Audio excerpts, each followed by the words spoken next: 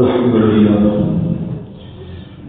لله نحمده ونستعينه ونستغفره ونؤمن به ونتوكل عليه ونعوذ بالله من شرور أنفسنا ومن سيئات أعمالنا من يهده الله فلا مضل له ومن يضلل فلا هادي له ونشهد أن لا إله إلا الله وحده لا شريك له ونشهد أن سيدنا وسندنا وحبيبنا وشفيعنا ومولانا محمدا عبده ورسوله صلى الله تعالى عليه وعلى آله وأصحابه وبارك وسلم. أما بعد فأعوذ بالله من الشيطان الرجيم. بسم الله الرحمن الرحيم. يا أيها الذين آمنوا كتب عليكم الصيام كما كتب على الذين من قبلكم لعلكم تتقون.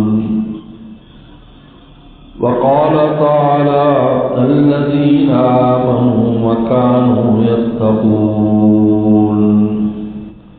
قال النبي صلى الله عليه وسلم من صام رمضان إيمانا واحتسابا غفر له ما تقدم من ذنبه ومن قام رمضان إيمانا واحتسابا غفر له ما تقدم من ذنبه أو كما قال عليه الصلاة والسلام.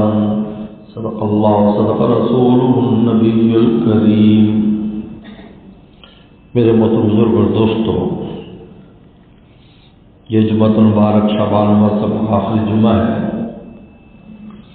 آئندہ انشاءاللہ جو جمعہ ہوگا وہ رمضان المبارک میں ہوگا. پیغمبر السلام نے 2 مہینے پہلے سے ہی رمضان کے انتظار فرمایا. جب رجب کا چاند دیکھا اللہم بارک لنا فی رجب و شعبان وبلغنا رمضان، کہ اللہ رجب و شعبان میں برکت کر دے اور ہمیں رمضان تک پہنچا دے. اس لیے آپ کی دعا کی 2 مہینے بھی بڑی برکت والے مہینے. رجب بھی، رجب تو عشر حرم میں سے 4 مہینوں میں سے ہے جن کو محترم مہینے قرار دیا گیا. رجب کا پورا مہینہ عشر حرم کے ہونے کی وجہ سے بہت محترم مہینہ ہے. اور شعبان کا مہینہ تو اللہ تعالیٰ کا مہینہ قرار دیا ہے جس میں پیغمبر السلام نے سب سے زیادہ روزے رکھے. اور شب نصف لیلۃ شعبان جس کو شب برات کہتے ہیں وہ بھی اس مہینے میں، جس میں بے شمار لوگوں کی بخشش کر دی جاتی ہے. اس کے بعد رمضان آ جاتا ہے. رمضان کا اللہ تعالیٰ نے مقصد بیان کیا ہے کہ یہ رمضان ہم نے دیا کیوں ہے، یہ روزے کیوں دیے، کیوں فرض کیے. یا الذین آمنوا پہلے تو خطاب فرمایا ایمان والوں، براہ راست خطاب کرنا اس امت کا خاصہ ہے. 70 بار قرآن میں ہمیں براہ راست خطاب اللہ نے کیا اے ایمان والوں، ورنہ براہ راست خطاب کسی امت کو نہیں کیا، نبیوں کے بعد نہیں کیا. قل آپ کہتے ہیں یا ایمان والوں کتب علیکم الصیام، تم پر روزے فرض ہے، کما کتب الذین من قبلکم جیسے پہلوں پر فرض ہے. یہ کہہ کر روزہ آسان کر دیا کہ ایک ایسی عبادت نہیں ہے کہ جو تمہارے لیے مشکل ہو جائے، پہلوں نے بھی رکھے. اب آگے اس کا مقصد جان کیا لعلکم تتقون. روزے کا مقصد ہے تقویٰ، یہ ہے اصل مقصد اس کا. یہاں سے روزہ شروع ہوتا ہے. روزے کی جو بنیاد ہے وہ نہ کرنے والے کاموں پر ہے. خود روزے کا معنی یہ ہے کہ نہ کھاؤ نہ پیو نہ اپنی بیوی کے پاس جاؤ، یعنی یہ 3 کام نہ کرو۔ اب یہ 3 کام اب جب نہیں کیے تو روزے کی فرضیت ادا ہو گئی، لیکن روزہ اعلیٰ کب بنے گا؟ لعلکم تتقون، کہ تم ہر طرح کے گناہ سے بچو۔ کا مقصد ہے گناہ سے بچنا، یہ بنیاد یہاں ہے۔ تقویٰ نام ہے نہ کرنے کا۔ اس لیے ہمارے دادا مرشد شاہ عبد الغنی پھول پوری رحمۃ اللہ علیہ، جو حکیم الامت تھانوی رحمۃ اللہ کے خلیفہ سے فرمایا کرتے تھے، اللہ کو پانا بہت آسان ہے۔ اللہ فرماتے ہیں میری دوستی چاہتے ہو تو 2 کام کر لو، الذین آمنوا وکانوا یتقون، ایمان لے اور تقوی اختیار کر لو تو میں تمہیں اپنے ولیوں میں شمار کر لوں گا۔ الا ان اولیاء اللہ، پہلے ولیوں کو بیان کیا کہ ولیوں کو ہم کیا دیتے ہیں؟ لا خوف علیہم ولا هم یحزنون، نہ دنیا میں کوئی غم فکر نہ آخرت میں غم فکر۔ غم کی شکلیں تو آتی ہیں لیکن غم دل میں نہیں گھستا، باہر رہتا ہے، کیونکہ دل میں مولا ہے، مولا کا تعلق ہے، مولا کے انوارات ہیں۔ تو جب دل میں جب اللہ ہوں گے تو غیر کی گنجائش ہی نہیں، تو سب غم فکر باہر ہوں گے۔ نبیوں پر بھی غم آتے ہیں، ہر ایک پر غم آتا ہے، وقتی طور پر وہ متاثر بھی ہوتا ہے، لیکن بعد سے سارا کچھ مولا کے حوالے کر دیتا ہے۔ جو غم ملا غم جانا بنا دیا، آلام روزگار کو آسان بنا دیا۔ اللہ کے حوالے، اللہ ثواب۔ اس لیے بزرگوں نے لکھا ہے، بزرگوں نے کہا ہے کہ بھائی کوئی کیسا بھی دشمن ہو، بس یہ سنت دعا پڑھ لیا کرو، اللہم انا نجعلک فی نحورہم ونعوذ بک من شرورہم، یہ 3 بار ہر نماز کے بعد پڑھ لیا کرو، اور پھر معاملہ اللہ پر ڈال کر اپنے کام میں لگ جاؤ، مولا کو یاد کرو۔ پیغمبر صلی اللہ علیہ وسلم کے بارے میں خود قرآن نے کہا، وَيَضِيقُ صَدْرُكَ بِمَا يَقُولُونَ، کہ ان کفار کی، مشرکین کی، ان یہودیوں کی، منافقین کی باتیں سن کر آپ کا دل تنگ ہوتا ہے، تو لڑنے کی ضرورت نہیں ان سے جا کر، فَسَبِّحْ بِحَمْدِ رَبِّكَ، تسبیح کرے آپ اللہ اللہ کریں، مجھے یاد کریں، ان کو میں سمجھ لوں گا، آپ مجھے یاد کریں، ان کو میں سمجھ لوں گا۔ یہ فارمولہ ہے، مجھ کو تو مجھے یاد کرو، آپ کا کام ہے مجھے یاد کرنا، اب ان کا کام مجھے، میں ان کو سنبھالوں گا، اس کی کوئی فکر کی بات نہیں، اس جھگڑے میں نہیں پڑو۔ تو فرمایا کہ ولایت کا خاصہ کیا ہوگا کہ غم اور حزن سے ہم تمہیں دنیا میں بھی پاک کر دیں گے۔ غم کے نقشے تو آئیں گے لیکن دل کی دنیا کو متاثر نہیں کریں گے، اللہ پر ڈال دے گا، چین کی نیند سوئے گا۔ جب انسان مولا پر ڈال دیتا ہے تو نیند آرام سے آ جاتی ہے، انہیں لوگوں کو غم فکر کے اندر نیندیں نہیں آتی، خودکشی کرنے تک کے لیے تیار ہو جاتے ہیں۔ اب تو گھبرا کے کہتے ہیں کہ مر جائیں گے، مر کے بھی چین نہ پایا تو کدھر جائیں گے۔ حکیم الامت خان بھی فرماتے ہیں دنیا میں تو 100 آدمی دلاسا دینے والا ہے، اگر دشمن ہے تو دوست بھی ہوتے ہیں جو دلاسا دیتے ہیں، کوئی بات نہیں، یوں ہے وہ، چلو زبانی کلامی سے، یہ زبانی کلامی دلاسا دینا بھی معمولی نہیں ہے۔ یہ فرمایا تعزیت، اس لیے تعزیت سنت قرار دی گئی، اس لیے تیمارداری سنت۔ تیماردار جب آپ کسی کی تیمارداری کریں گے تو آپ ڈاکٹر تو نہیں ہے کہ اس کو کوئی دوائی دے دیں گے، لیکن آپ کچھ باتیں کریں گے، اچھی باتیں کریں گے، حوصلے کی باتیں کریں گے۔ بلکہ حدیث شریف میں آتا ہے جب کسی بیمار کے پاس جاؤ، نفسوا لہ فی اجلہ، اس کی موت کو پیچھے ہٹاؤ، یعنی ایسی باتیں کرو زندگی کی، یا ماشاءاللہ علاج ٹھیک ہو رہا ہے، آپ کا چہرہ بھی ٹھیک لگ رہا ہے، اب طبیعت ٹھیک ہو جائے گی، بالکل فکر کی بات نہیں، فلانا وقت ٹھیک ہو گیا تھا، اور آج کل پتہ کیا ہے عجیب ہے کہ جی فلانے یہ آپریشن کرایا تھا، خواتین خاص طور وہ تو مر گیا تھا، جو تو مر گیا تھا، آپریشن کرایا تو مر گیا، فلانے جن کو تو یہ ہو گیا، بجائے حوصلہ دینے نفی سنو بھی اجلی۔ تو صحابہ نے پوچھا اللہ کے نبی صلی اللہ علیہ وسلم ہماری حوصلہ دینے سے کہ اس کی موت پیچھے چلی جائے گی؟ فرمایا کہ موت کے پیچھے نہیں جائے گی لیکن مومن کا دل خوش ہو جائے گا، سبحان اللہ، ماشاءاللہ، اور مومن کا دل خوش کرنا صدقۃ، فرمایا ادخال السرور فی قلب المؤمن صدقۃ، مومن کے دل میں خوشی داخل کرنے پر صدقے کا ثواب ملتا ہے۔ تو زبانی کلامی، یہ زبانی کلامی اس کی بھی عجیب تاثیر ہے اس لیے آدمی حوصلہ دیتا ہے، کسی غم میں آپ کو صبر کی تلقین کرتے ہیں ایسے کرو تو اس کو صبر آ جاتا ہے۔ فرمایا من نفذ ثقلا، فرمایا کہ جس کا بچہ فوت ہو جائے اور اس کی جا کر کوئی آدمی تعزیت کرتا ہے، جس کے بچے فوت ہو جائے، بیٹا فوت اپنے جا کر تعزیت کی اور اس کو صبر دلایا، فرمایا کہ کچھ یہ فرد میں جنہ، فرمایا کہ جنت کا جوڑا ہے اس کو پہنایا جائے گا اس پر۔ اور 70,000 فرشتے ساتھ جاتے ہیں جب انسان عیادت کے لیے جاتا ہے، اور 70,000 فرشتے آتے ہیں۔ تو فرمایا کہ بلا اللہ کے ولی اور جو دوست ہوتے ہیں لا خوف ولا هم يحزنون، نہ کوئی خوف نہ کوئی غم۔ خوف کے نقشے آئیں گے، غم کے نقشے آئیں گے، لیکن ذرا دل تھوڑی دیر کے لیے متاثر ہوگا، لیکن پھر مولا کے ساتھ مشغول ہو جائے گا یہ۔ لیکن وہ ہیں کون؟ الذین آمنوا وکانوا یتقون، فرمایا جو ایمان اور تقوی رکھتے ہیں یہ میرے دوست ہیں۔ تو گویا کہ رمضان کا مہینہ اپنی دوستی کے لیے بنایا ہے، لعلکم تتقون، کہ اس مہینے میں جب تم سے گناہ چھوٹ جائیں گے تو ہم اپنی ولایت اور دوستی کا مزہ تمہیں چکھا دیں گے۔ اگر تم چاہتے ہو تمہاری روح اور تمہارا قلب ہمارے قرب کو اور ہماری دوستی کو چکھ لے تو تقوی اختیار کرو۔ لعلکم جہاں سے شروع ہوتا ہے، رمضان کے معمولات تقوی سے شروع ہوتے ہیں، سن لیجیے، یہاں سے شروع ہوتے ہیں۔ 3 کام تو ہم نے کرنے، نہ کھانا ہے نہ پینا ہے نہ بیوی کے پاس جانا ہے، لیکن اس کے بعد لعلکم تتقون، تم میں تقویٰ آ جائے، گناہوں سے پورے مہینے میں بچ جاؤ، تم سے کوئی گناہ سرزد نہ ہو۔ اگر تم نے رمضان میں یہ بات پالی، آپ نے سب کچھ پا لیا۔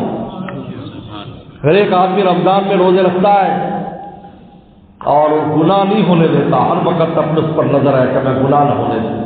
حدیث شریف میں آتا ہے کہ پیغمبر اسلام سے پوچھا گیا کہ ایک آدمی نفل بہت پڑھتا ہے، بڑی نفلی کام کرتا ہے، اور ایک آدمی ہر وقت اس بات کا خیال رکھتا ہے کہ مجھ سے گناہ نہ ہو جائے، ان میں افضل کون ہے؟ تو آپ نے فرمایا گناہ سے بچنے والے کا کوئی مقابلہ نہیں کر سکتا۔ اس لیے آپ نے ارشاد فرمایا، ابو ہریرہ رضی اللہ عنہ، یا ابا ہریرہ اتق المحارم، اے ابو ہریرہ حرام کاموں سے بچو، تکن عابد الناس، تو سب سے بڑا عبادت گزار ہوگا۔ کیوں؟ اس لیے کہ عبادت کے لیے وقت ہے، نماز کا وقت ہے، ہر وقت نہیں پڑھ سکتے آپ، روزے کا وقت ہے، ذکر اذکار کے اوقات ہیں، لیکن گناہ کی دعوت دینے والے نفس اور شیطان ہر وقت حاضر باش ہے، ہر وقت آپ کے پیچھے شیطان ہر پیچھے آپ۔ حدیث شریف میں آتا ہے بچہ پیدا ہوتا ہے شیطان فوراً اس پر مسلط ہو جاتا ہے، فوراً جو موت تک اس کے ساتھ رہتا ہے۔ اما عائشہ صدیقہ نے پوچھا کیا آپ پر بھی مسلط ہوا؟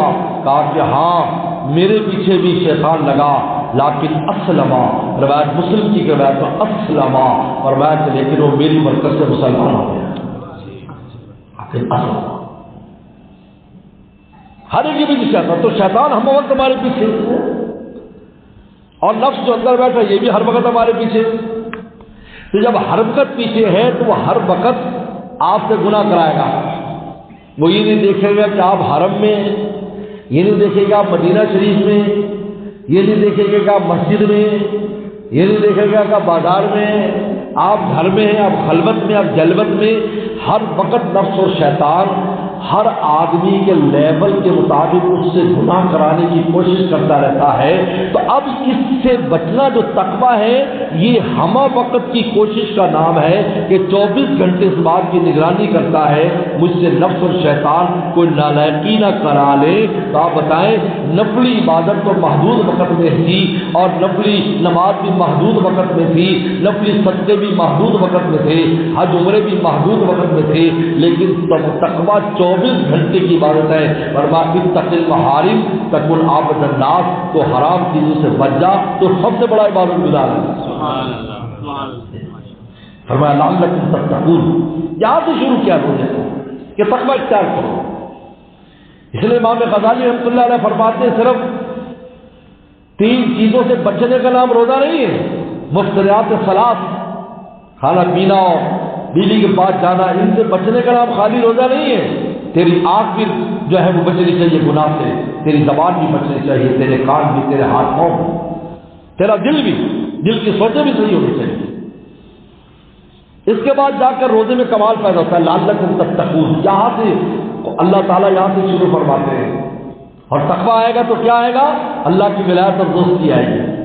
اپنی ولایت تو میرے دادا پیر فرماتے تھے، شاہ عبد الغنی پھول پور رحمۃ اللہ علیہ فرماتے تھے، اللہ نے اپنی دوستی کام نہ کرنے پر رکھی ہے کہ کام نہ کرو میرے دوست بن جاؤ۔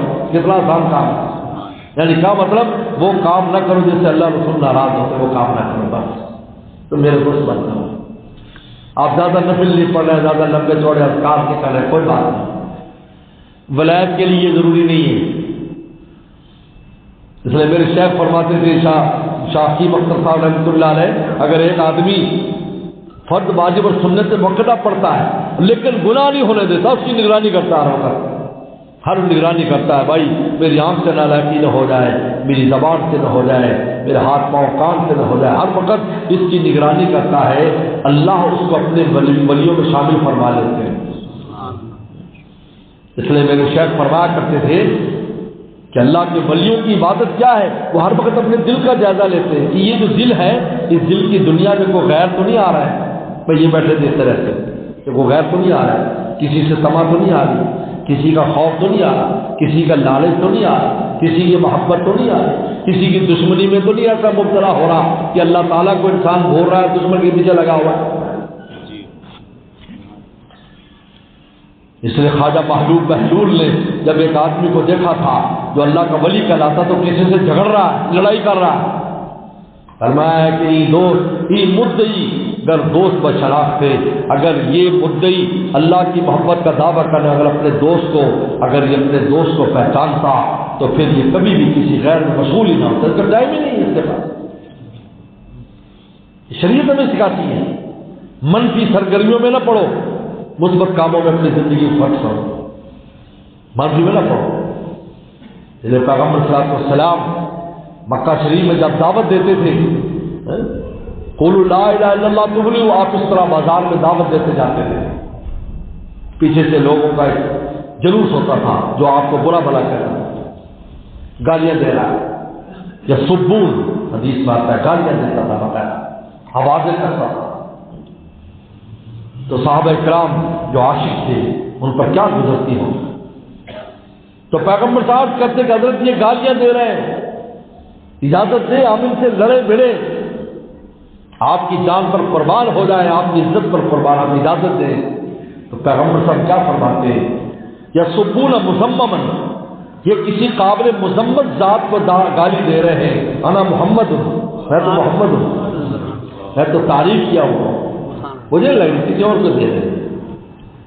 یہ دیکھیے، یا سبون مذمما، کسی قابل مذمت کو انا محمد ہوں، میں محمد ہوں، وَلَقَدْ أَمُرُّ عَلَى الَّذِينَ يَسُبُّونِي فَوَضَعْتُ ثُمَّ قُلْتُ لَا يَعْنِينِي، میں کمینے کے پاس سے گزرتا مجھے گالی دیتا ہے، میں کہتا کسی اور کو گالی دے رہا ہے، مجھے گالی لگتی نہیں کیونکہ میں ان گالیوں کا مستحق نہیں ہوں۔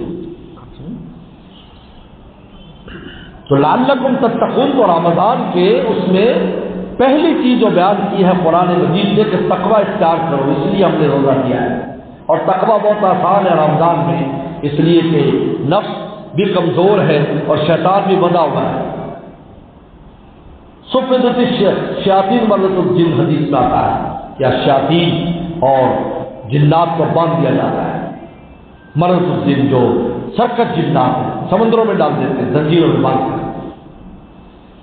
اور نفس کو کمزور کر دیا روزے کے ساتھ اور تراویح کے ساتھ۔ دو چیزوں سے نفس کمزور ہوتا ہے، نیند کی قلت سے اور بھوک سے۔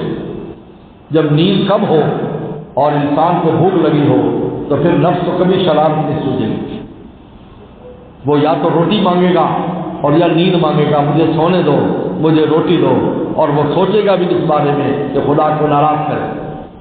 تو فرمایا لعلکم تتقون، اس میں تو تقویٰ بہت آسان ہے تمہارے لیے۔ تو ایک تو خاص طور پر قرآن مجید میں یہ بات کی ہے کہ تقویٰ اختیار کرو۔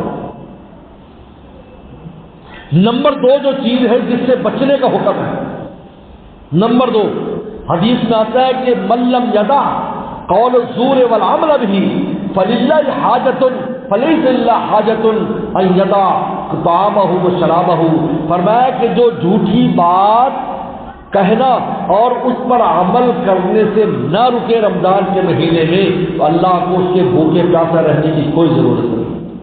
خاص طور پر اس کو مینشن کیا ہے، خاص طور پر حدیث میں بیان کیا، جھوٹ بولنا اور اس پر عمل کرنا، جھوٹی بات اور اس پر عمل کرنا رمضان کے مہینے میں سخت خطرناک ہے۔ اور میں کوئی اس کی بھوک یا پیاس سے کچھ بھی نہیں، سوائے بھوک پیاس کو اس کو کچھ نہیں ملے گا۔ حدیث میں سے کم من صائم، کتنے روزے دار ہیں ان کو سوائے بھوک پیاس کی کچھ نہیں ملتا، اللہ کے دربار سے کوئی چیز ان کو نہیں ملتی۔ یہ دوسری چیز ہے۔ تقویٰ تو عام ہے کہ ہر چھوٹے بڑے گناہ سے بچنا ہے، اور نمبر 2 جھوٹی بات اس پر عمل سے بچنا ہے۔ اگر نہیں بچے گا اس کا کوئی فائدہ نہیں۔ نمبر 3 فحش چیزوں سے بچنا، فحش چیزوں سے۔ حدیث میں آتا ہے کہ جو روزہ رکھے فلا یرفث، اب فحش کام نہ کرے، نہ فحش بات کرے، نہ فحش کام کرے، نہ فحش چیز دیکھے۔ فرمایا کہ اگر ان سے وہ نہیں بچے گا اس کا کوئی روزہ نہیں۔ فحاشی سے بچے، زبان کو بھی بچائے، آنکھ کو بھی بچائے۔ اسے بزرگوں نے کہا ہے کہ بھائی پہلے زمانے میں تو امام مالک رحمۃ اللہ علیہ احادیث پڑھا کرتے تھے، اور ان کے درس حدیث اتنا معروف اور مشہور تھا کہ وقت کے بادشاہ اور وقت کے گورنر بھی ان کی خدمت میں آتے تھے، اور حضرت بڑی شان کے ساتھ ان کا درس ہوتا تھا۔ اور حدیث شریف پڑھانا، اور وہ بھی روزہ اقدس کے پاس بیٹھ کر، کوئی معمولی اجر کا ذریعہ ہے، لیکن رمضان آ جاتا تو درس حدیث بند کر دیتے۔ فرمایا کہ اس میں ہمیں اور مولا کو چھوڑ دو، اب بھائی ہم سبق نہیں پڑھائیں گے، اب ہم بس تلاوت کریں گے اور ذکر کریں گے اور قرآن کے ساتھ مشغول رہیں گے۔ اب ہمیں آ کر ہمیں کوئی نہ پوچھے، عید کے بعد جتنی حدیثیں چاہے پڑھ لو۔ یعنی حدیث شریف پڑھانا جو خود ایک نیکی ہے، اس کو بھی بزرگان دین موقوف کر دیتے تھے۔ تو بزرگوں نے نصیحت کی زمانے کے اعتبار سے کہ بھائی اس ایک مہینے میں یہ میڈیا صاف اور یہ تمہارا نیٹ صاف اور یہ تمہارا موبائل صاف جو ہے، آپ اس سے دور رہو۔ اس کو عارضی طلاق دے دو، 3 طلاق نہیں دے سکتے تو عارضی طلاق رجی دے دو، عید کے بعد رجوع کر لینا، تاکہ اس مہینے میں ایسا نہ ہو کہ آپ کی آنکھ سے گناہ ہو جائے، آپ کی زبان سے گناہ ہو جائے، آپ کے دل میں گناہوں کے خیال آئے۔ کیونکہ پیغمبر سلام نے فحاشی کے بارے میں روزے دار کو خاص طور پر متنبہ فرمایا، اور یہ ایسی چیزیں کھولتے جاؤ گے، کوئی بھی چیز دیکھو گے عورت آئے گی فوراً۔ بلکہ رمضان نیکی کے نام پر گناہ ہو رہا ہے۔ رمضان ٹرانسمیٹر کے نام سے سحری کا جو عجیب کے وقت ہے، اس وقت خواتین آ کر، وہ خواتین جو پورے سال ناچتی ہیں گاتی ہیں، اس وقت آ کر دوپٹے چپٹے پہن لیے اور آ کر پاک بات بن گئی، اور ہم بھی بڑی دلچسپی سے اس پروگرام کی، بڑا نیک پروگرام ہے۔ حضرت مولانا یوسف لدھیانوی شہید رحمہ اللہ سے کسی نے پوچھا کہ حضرت یہ ٹی وی کے اوپر قرآن بھی آتا ہے، میں سن لیا کروں، جس کے بعد پھر گانے آتے، تو بڑی خوبصورت بات فرمایا کہ جس برتن میں تم اپنے بچوں کا پخانہ یا گندگی اکٹھی کرتے ہو، تم بعد میں دھو کر اس میں کھانا کھا سکتے ہو؟ ہے تمہاری ایسی طبیعت کہ پاک کیوں نہ کر لو، کھا سکتے ہو؟ نہیں کھا سکتے۔ فرمایا یہ بھی اسی طرح ہے، اصل میں تو یہ آلات معصیت ہے، اصل تو یہ گناہ کے آلات ہیں، ان میں اگر تھوڑی بہت کوئی نیکی کی بات آ جائے، وہ ایسی ہے نجس پلیٹ کے اندر کھانا رکھ کر کسی کو پیش کیا، جی میں نے اچھی طرح دھوئی تھی، اس کو بہت پاک کیا ہے، مولوی صاحب سے پوچھ لیا، 3 دفعہ دھونے کے بعد پاک ہو گیا، لیکن انسان کی طبیعت کبھی گوارا نہیں کرے گی۔ یہ بھی ایسی خاص طور پر اس میں شیطان مبتلا کر رہا ہے، اور لوگ دیکھ رہے ہیں بڑے شوق سے کہ جی بڑے مسئلے مسائل آ رہے ہیں۔ بھائی عالم سے پوچھ لو، امام صاحب سے پوچھ لو، مسئلے بتائیں گے، اور ایسے مسئلے بھی نہیں ہیں کہ جو آپ کو سیکھنے چاہیے۔ اس لیے فحاشی کے بارے میں خاص طور پر لا یرفث، فرمایا جو روزہ رکھے وہ رفث نہ کرے۔ رفث کہتے ہیں فحش کاموں کو، زبان سے ہو، آنکھ سے ہو، ہاتھ پاؤں سے ہو، فحش کام نہ کرے زبان اس مہینے، بہت خطرناک ہے۔ اور چوتھی بات کیا فرمائی؟ فلا یسخط، اونچے اونچی لڑائی جھگڑے نہ کرے، اونچے بول کر ہو ہو ہو، سخت منع ہے، خاموشی کے ساتھ رہے، خاموشی سے دبا دبا رہے کہ اللہ تعالیٰ کی عظمت کے سامنے تب فلا یسخب پڑھنا ہے، یا اونچا نہ بولو، بہت اونچی آوازیں نہیں نکالنا، فلا یسخب، لڑائی جھگڑے نہیں کرو، اونچا نہ بولو جیسے بازار میں انسان بولتا ہے، عام دنوں میں بولتا ہے، ایسے جو ایک دوسرے کو گالیاں دے رہے جھگڑ رہے۔ اور پانچ بات فرمائی کہ جھگڑے نہیں، اگر تم سے کوئی جھگڑا بھی کرے تو آپ نے نہیں جھگڑنا، تم کہہ دو انی صائم، میرا روزہ ہے بھائی، میں آپ سے کیسے جھگڑوں، انی صائم۔ انصاف و حد اور قاتلہ، اگر روزے دار سے کوئی گالی گلوچ کرے اور لڑائی کرے، کہہ دے قالا انی امرؤ صائم، یہ میرا تو روزہ ہے، میں کیسے آپ سے جھگڑا کروں۔ یہ خاص طور پر یہ وہ چیزیں ہیں جن سے پیغمبر سے منع فرمایا۔ قرآن نے لعلکم تتقون کہہ کر ہر قسم کے گناہوں پر پابندی لگائی، اور پیغمبر سلام نے خاص طور پر جھوٹ اور جھوٹی بات پر عمل اور فحاشی اور اونچا بولنا اور جھگڑا کرنا، گالی گلوچ کرنا، لڑائی کرنا، پیغمبر صلی اللہ علیہ وسلم خاص طور پر ان چیزوں سے منع فرمایا۔ اس کے بعد یہ بات آتی ہے اب ہم نے کیا کرنا ہے، تو فرمایا کہ من قام رمضان، اب دن کو روزہ رکھنا ہے، رات کو قیام کرنا ہے۔ اب یہ آگئی بات، جب آپ ان چیزوں سے بچیں گے، اب آپ نے کرنے والے کون سے کام ہیں؟ فرمایا من قام رمضان، جو رمضان میں رات کا قیام کرے گا، اور وہ دو قیام ہیں، پہلا تراویح کا قیام ہے، دوسرا تہجد کا قیام ہے۔ پہلے تراویح کا قیام ہے، حضرت عبداللہ بن عباس رضی اللہ عنہ کی روایت ہے، پیغمبر صلی اللہ علیہ وسلم سے 20 رکعت 3 دن پیغمبر صلی اللہ علیہ وسلم نے پڑھائی، اور حضرت عمر رضی اللہ تعالی نے اسی سنت کو اپنے زمانے میں جاری کر دیا، اس لیے پیغمبر نے پہلے سے فرمایا تھا علیکم بسنتی وسنت الخلفاء الراشدین المہدیین، دیکھو میری سنت اور بعد میں میرے خلفاء کی سنت تم پر لازم ہے، اس لیے کہ پیغمبر صلی اللہ علیہ وسلم کی ان باتوں کو بعد میں امت میں سنت کے طور پر اشاعت خلفاء راشدین نے کیا۔ تو پیغمبر صلی اللہ علیہ وسلم نے تو 3 دن تراویح پڑھائی، اس کے بعد آپ نے نہیں پڑھائی، کیونکہ رسول اللہ صلی اللہ علیہ وسلم اگر مستقل پورے مہینہ پڑھاتے تو تراویح کی نماز فرض ہو جاتی ہے۔ فرضیت سے امت کو بچانے کے لیے ایسا کیا کہ ان پر فرض نہ ہو جائے۔ اب مسافر آدمی ہے، اس کی معافی ہو جاتی ہے، بیمار ہے بیٹھ کے پڑھ لے، لیٹ کے پڑھ لے۔ اب فرض نماز میں ہوتا تو کتنے مسائل تھے، واجب ہو جاتے تو کتنے مسائل تھے، اس کی چھوٹ نہیں ہے۔ ہلے فرمایا عمر نے جاری کر دی، کتنی روایات میں آتا ہے ابی بن کعب رضی اللہ عنہ فرمایا تم نماز پڑھاؤ پیچھے 20 تراویح، تو من قام رمضان میں سب سے پہلے تو تراویح کی نماز ہے، اس کے بعد تہجد کی نماز ہے، 8 رکعت رسول اللہ پڑھتے تھے، یعنی شروع رات میں بھی عبادت اور آخری رات میں بھی عبادت۔ من قام رمضان، یہ ہے قیام رمضان، کہ شروع رات میں تراویح کی نماز اور آخری رات میں تہجد۔ بھائی تہجد تو سحری کے لیے تو اٹھ رہی ہے، 10-15 منٹ پہلے اٹھ جاؤ، 2 رکعت سے لے کر 8 رکعت تک رسول اللہ نے جو ہے وہ نماز پڑھی۔ اور تو وطر کی نماز، یہی وہ مبارک مہینہ ہے جس میں وطر کی نماز جماعت سے پڑھی جاتی ہے، حالانکہ وطر جماعت سے نہیں ہے، لیکن اس 1 مہینے میں اب کتنی بدنصیبی کی بات ہے کہ جو وطر کی نماز جماعت سے 1 مہینہ سے ہمیں ملتی ہے، ہم وہ بھی نہیں پڑھتے ہیں، وہ تراویح نہیں پڑھیں گے تو جماعت سے کیسے پڑھیں گے؟ اب کرنے والے کاموں میں سب سے پہلے یہ کام آ گیا کہ دن کو روزہ رکھا اور رات کو قیام کیا، جن میں تراویح کی نماز 20 رکعت اور تہجد کی نماز زیادہ سے زیادہ 8 رکعت، پیغمبر صلی اللہ علیہ وسلم 8 رکعت پڑھی، 3 وتر پڑھتے تو 11 رکعت ہو جاتی۔ یہ کرنے والے کاموں میں، اس کے بعد تلاوت قرآن، شہر رمضان الذی انزل فیہ القرآن۔ اب دوسرا جو کام کرنا ہے کثرت تلاوت، سارے اذکار موقوف کر دو، بس یہ کرو کثرت تلاوت کرو۔ یہ قرآن کا اللہ فرمایا یہ قرآن کا سیزن ہے، قرآن کا امام اعظم رحمۃ اللہ علیہ روزانہ 2 قرآن پڑھتے تھے، ایک رات اور ایک دن میں، یعنی علاوہ اس کے جو تراویح میں پڑھا جاتا تھا، یعنی تلاوت کے طور پر جو پڑھتے تھے۔ 60 قرآن مہینے میں پڑھے جا رہے ہیں، جب وقت ملے تلاوت کرو، جب وقت ملے تلاوت کرو، یہ نہیں کہ ایک پارا پڑھ لے زیادہ پارا پڑھ لے، جتنا بھی ہو سکے، کوئی معمول نہیں ہے، جتنا وہ ہم وقت یہ کام کرنا ہے، ہم نے ہم وقت یہ کام، کیونکہ سیزن ہے، موسم ہے، تلاوت قرآن کا موسم ہے۔ پھر میں نے بتایا کہ سارے اکابر بزرگان دین سب کو چھوڑ دیتے تھے، تلاوت کی چلا گیا، بس تلاوت قرآن ہو رہا ہے، ہر وقت قرآن مجید کی تلاوت ہو رہی ہے، کیونکہ اسی مہینے میں نازل ہوا، یہ اس کا سیزن ہے، اس کا موسم ہے۔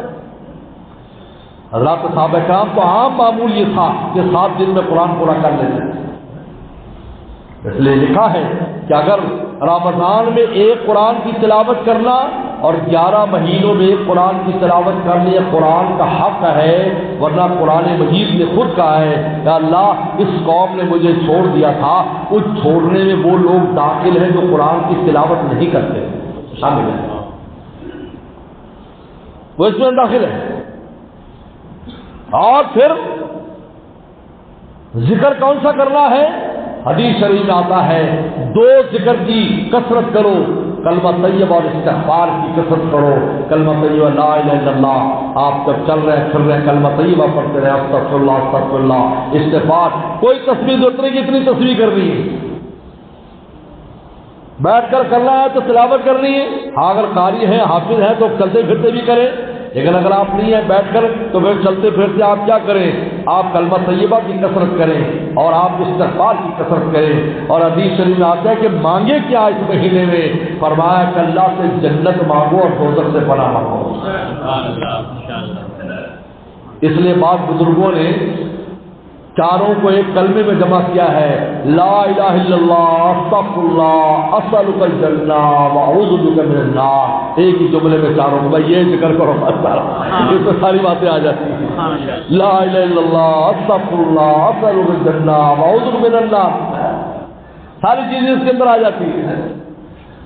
یہ دعائیں بھی آ گئی اور ذکر بھی آ گئے اس میں۔ اور صدقات کا اہتمام کرو، افضل صدقۃ صدقۃ فی رمضان، سب سے افضل صدقہ وہ ہے جو رمضان میں دیا جائے۔ حدیث میں آتا ہے کہ کان نبی اجود الناس، پیغمبر سلام سب سے زیادہ سخی تھے، اجود ما یکون فی رمضان، جب رمضان آتا تو آپ کی سخاوت بہت بڑھ جایا کرتی تھی، تقسیم کر دیتے۔ کراچی میں ایک بزرگ تھے حضرت شیخ الہند رحمۃ اللہ علیہ کے سلسلے سے خلیفہ تھے، ان کا عجیب معمول تھا، بڑے تاجر تھے، کپڑے کے تاجر، تو ان کے بچے ہمارے یہاں پڑا کرتے تھے، جب رمضان آتا تو ساری دکان غلے سمیت اور وہ گز سمیت ساری صدقہ کر دیتے، عجیب حالات۔ مفتی رشید صاحب رحمۃ اللہ علیہ کی معمولات میں لکھا ہے کہ گھر کا سارا سامان باہر رکھ دیتے اور وہ سارا تقسیم کر دیتے، اور میں اجود ما یکون فی رمضان، سخاوت، یہ سخاوت کا مہینہ ہے، لوگوں کو افطار کرانے کا مہینہ ہے۔ حدیث شریف میں آتا ہے کہ جس نے کسی روزے دار کو افطار کرایا، صحابہ نے کہا ہم تو غریب ہیں، کہا کہ لسی کے گھونٹ کے ساتھ، ایک کھجور کے ساتھ، پانی کے قطرے کے ساتھ جب افطار کرایا تو تمہیں روزے دار کے برابر ثواب ملے گا، اور اگر تم نے پیٹ بھر کے اس کو کھانا کھلایا تو میرے حوض کوثر سے میرے ہاتھ سے وہ شخص پانی پیے گا اور پھر اس کو کبھی پیاس نہیں لگے گی۔ افطار کرانا، میں تو خاص طور پر دوستوں سے کہا کرتا ہوں جو دکاندار لوگ ہیں، اول تو دکانیں بند کر کے اس مہینے میں دنیاوی کاروبار کام کر لینا چاہیے، لیکن بہرحال پھر بھی اگر دکان آپ کی کھلی ہے تو پھر آپ اپنی دکان پر پانی کھجور کا انتظام رکھیں کہ کوئی بھی گاہک جو آیا ہے جس نے روزہ رکھا ہے، آپ کا کام ہے کہ آپ اس کو روزہ افطار کرائیں۔ سوڈان ایک افریقی ملک ہے، افریقی ملک سوڈان، اس میں عجیب رسم ہے کہ جو ہی رمضان آتا ہے تو مغرب سے پہلے لوگ سڑکیں بلاک کر دیتے ہیں، گاڑیاں رک جاتی، کیوں؟ وہ کہتے ہیں کہ ہمارے ساتھ افطار کر کے جاؤ، ہم نہیں جانے دیں گے، افطار کر کے جاؤ۔ مسافروں کے لیے پورے دسترخوان لگائے ہوتے ہیں، پوری کی پوری بستی سڑک کے کنارے پر آ جاتی ہے اور لوگ جو ہے یہ قطار باندھ کر کھڑے ہو جاتے ہیں، ہم نہیں جانے دیں گے، آپ ہمارے ساتھ روزے افطار کرو۔ اگر مدینہ شریف کسی کا رمضان گزرا ہے تو اس نے بھی یہ منظر دیکھا ہوگا کہ مدینہ مسجد نبوی کے دروازوں پر بچے اربوں کے کھڑے ہوتے ہیں، پکڑ کے لے جاتے ہیں، شیخ ہمارے سے افطار مال افطار مار ہے، سال مار افطار کرو، شرم بھی آتی یار، ان کو انسان کیا جواب دے، بس جو پکڑ کے لے گیا اسی کے ساتھ چلے گئے۔ اور یہ دیکھیے اللہ اکبر، لوگ ایسے بھی افطار کراتے ہیں، اور ہمارا حالت ہے کہ ہمارے سامنے کوئی ہوگا تو دکان کے پچھلے حصے میں جا کر خود افطار کر رہے ہیں، وہ بیچارہ باہر کھڑا ہے، اس کو پانی بھی نہیں پوچھتے، کھجور بھی نہیں۔ یہ نہایت شومی کی بات ہے کہ ایک کھجور اور ایک گلاس پانی کے ساتھ آپ کو وہ اجر مل جائے گا جو روزہ دار اجر لے رہا ہے، تھوڑے دور سے آپ کو اس کا اجر مل جائے گا۔ لیکن بس ہماری غفلت ہے، اس لیے یہ مواسات کا مہینہ ہے، کیونکہ رمضان آنے والا ہے، تو آج میں نے ساری باتیں اس لیے کی ہیں تاکہ ہم رمضان شروع ہوتے ہی ان سارے کاموں کو کرنا شروع کر دیں۔ اور بھی بہت سی چیزیں ہیں جو انشاءاللہ وقتاً فوقتاً اگلے جمعوں کے اندر بھی آتی رہیں گی، لیکن میری یہ چند بنیادی وہ چیزیں ہیں کہ جن کو ہمیں کرنے کی ضرورت ہے۔ ہم جب کم رمضان سے پہلے ہی کمر بستہ ہو جائیں کہ ہم نے انشاءاللہ اس مہینے کو ایسا گزارنا ہے کہ ایک نالائقی نہیں ہونے دینی اور ہر قسم کی خیر میں حصہ ڈالنا ہے۔ وآخر دعوانا ان الحمدللہ رب العالمین۔